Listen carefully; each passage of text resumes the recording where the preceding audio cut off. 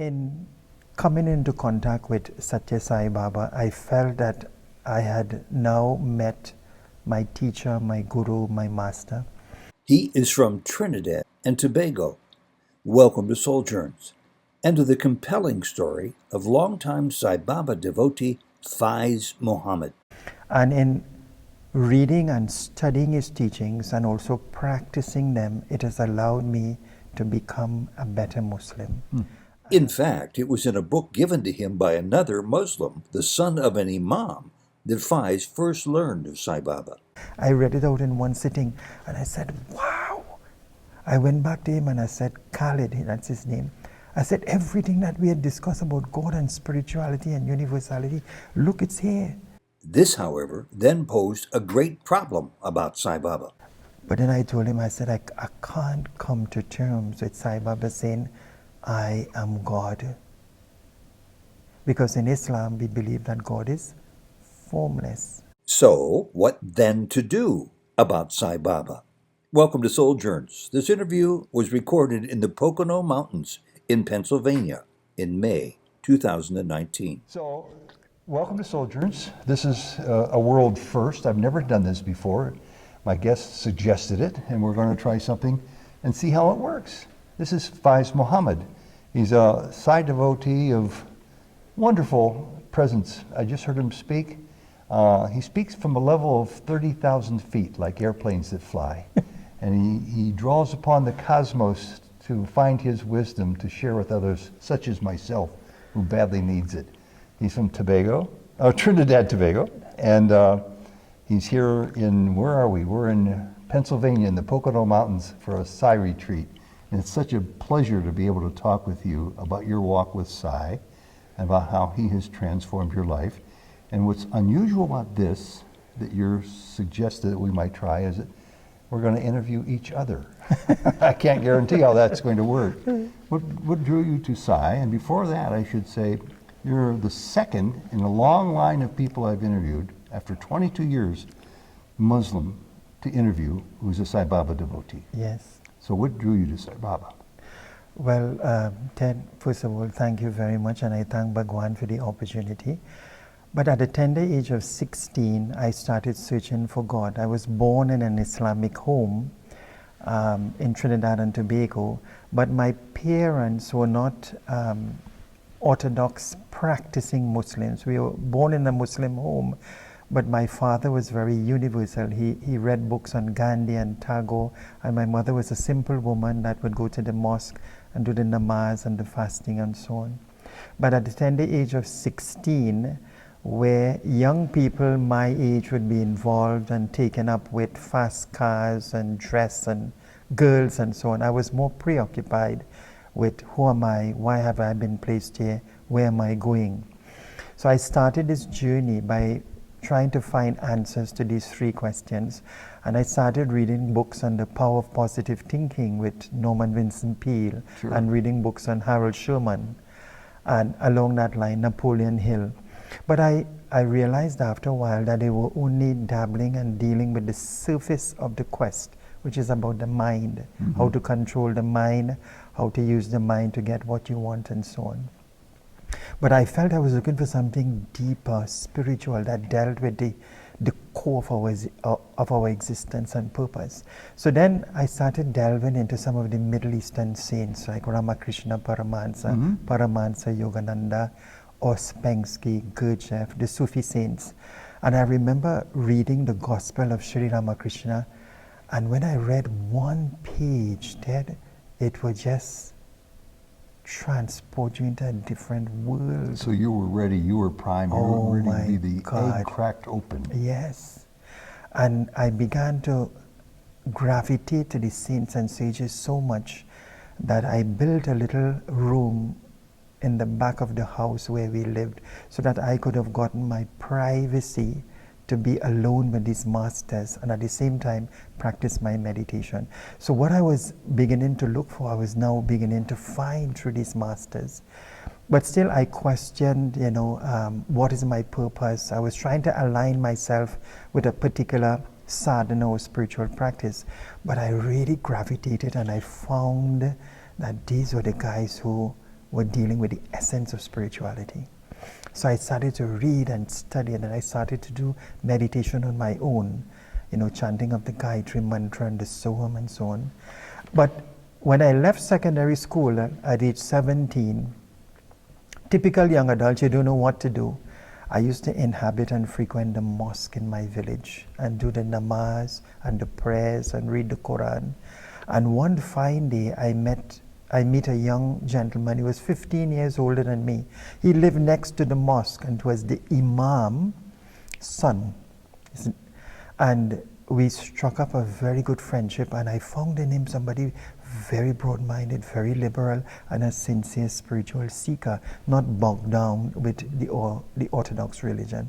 And we started to have discussions that will take us 2 and 3 o'clock in the morning.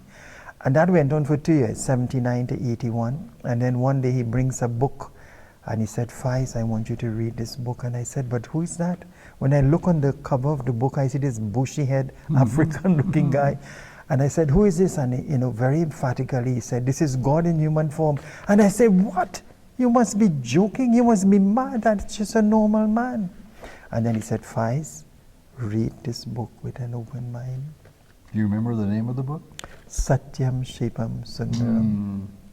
And all that my brother and I had discussed, when I read the pages of Satyam Shivam Sundaram, I read it out in one sitting, and I said, wow. I went back to him and I said, Khalid, that's his name.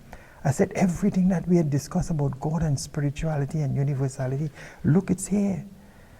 But then I told him, I said, I can't come to terms with Sai Baba saying, I am God.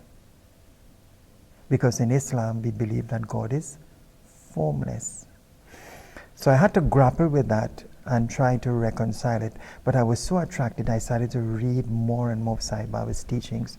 And what drew me a lot to him was the universality of his message. If you're a Muslim, be a good Muslim. If you're a Christian, be a good Christian. If you're a Hindu, be a good Hindu. Let the different faiths exist. Let the glory of God be sung in all the languages. I want to interrupt you to ask one question. Yes. I would like very much, Fize, to ask you one question about your faith. Because I've been told, and I've read Baba's words, that Muslims around the world will be the last to recognize who he is, his form, his practice, his studies, his teachings, his discourses. Am I not seeing it, or is that yet to come, or do you have another view on that question? Well, I can understand the basis of that statement, Ted, because the fundamental belief in Islam is that God is formless. So to embrace and to believe that God can take a form, it's very difficult to comprehend, because the very basis of Islam is that God is formless. So it will really have to be a quantum leap in consciousness and understanding for that to take place. So yes, I can very well see why it might be a long time and the last for it to happen because of that belief system. I think, Ted, one thing that I feel that I should also mention is that in coming into contact with Satya Sai Baba, I felt that I had now met my teacher, my guru, my master. And in reading and studying his teachings and also practicing them, it has allowed me to become a better Muslim and allowed me to gain a better understanding of what the core message of Islam is. And when I was having doubts, I went back into the pages of the Quran, and their sayings, for example, Allah in the Holy Quran says that Allah is closer to you than your jugular vein. So that means he's within. The Holy Prophet Muhammad, upon whom be peace, said, he who knows himself knows God. But the one that really got me when I was a bit in conflict and confusion is the declaration. There are 5 cardinal principles of Islam. One of them is declaring that you are Muslim. And the declaration is La ilaha illallah Muhammadur Rasulullah, which means that there is no God but Allah, and the Holy Prophet Muhammad, upon whom be peace, is his messenger.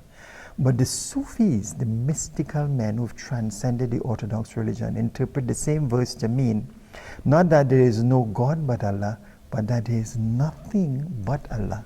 You know, I'm particularly attracted to Sufis because they are mystics. The mysticism is like a magnet for me. And I think when you look at the Sufis, again, they don't follow too much the orthodox practices and rituals of the religion, but they delve into the very core of the religion, which is realizing the divinity within and manifesting it like that. I think at that level, when you look at people like Ramakrishna, Paramahansa, Ramana Maharishi, these were people who went beyond the orthodox religion and delved into the very core and essence of who they are. And from the Sufis and the yogis and the Christian mystics, from that level, they see everything as one. Let me ask you from your perspective a question that I don't get a chance to ask very often. Baba's physical form is gone. What do you make of the period in between? I'm especially thinking about young people. I'm especially thinking about people I've been meeting here at this retreat who have never laid their eyes on Baba. How long can that be sustained as more and more people are born into the belief of who and what Baba is, but they've never had a chance and won't ever have a chance to see him? Yeah. When I look at that statement, Ted, sometimes to know and understand Sai Baba without the physical form is very possible, because there's a connection now. Because remember, he says, I am not that physical form. I am beyond that. To understand him, to love him too, we have all the material in terms of his life, his birth, his mission, and especially his teachings. So even though the physical form isn't there, you can still make a connection with him. Naturally, with the form there, the connection and the relationship is more sustainable, it's longer, and it's more lasting.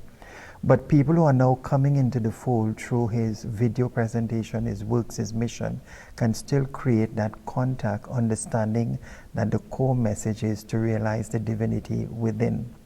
And when people ask me about Prema Sai, I said, look at how much Satya Sai Baba has given us. Look at the wealth of teachings and knowledge.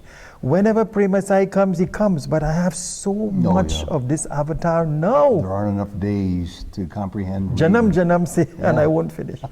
Yes. Okay. I'm always intrigued when I have a chance to meet Sai Baba followers about the issue of growth in their belief, growth in their faith, if you want to call it that. And I've changed my view even on that word because we experience Sai Baba. We don't need to rely on faith so much anymore. Yes. Tell us a little bit about your growth from the day you first had that inkling, which was a pretty high registration of joy. Can it be much higher today, this many years later?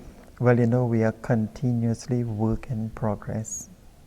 And when I came into contact with Sai Baba, first of all through the books, the teachings, and then the devotees, I also sought out in Trinidad, Ted, to deal with the reconciliation of form and formless. I sorted out Muslim devotees. Though they were few in number in Trinidad, how were they able to overcome that block? And then I said, look, I've read, I've gone to satsangs, I've met devotees, let me go and see for myself. And in 1981, I went to Puttaparthi for the first time. I spent a month where Baba was doing the overseas Bal Vikas Guru training program. So I heard him give discourses, I saw him materialize the vibhuti and give darshan. But most importantly, there was a subtle inner change that was happening with every interaction on a deep spiritual level. My doubts, without even asking him, were being removed. And then more doubts are coming. That's great. We've been taking this time of the very short, limited time we have at the moment because we're both at a retreat. We both have engagements coming up in a very short number of minutes. We'll continue this, and I look forward to hearing more about your life with Sai Baba. Thank you so much. Sai Ram. Sai Ram. And so ends part 1. Be watching for part 2.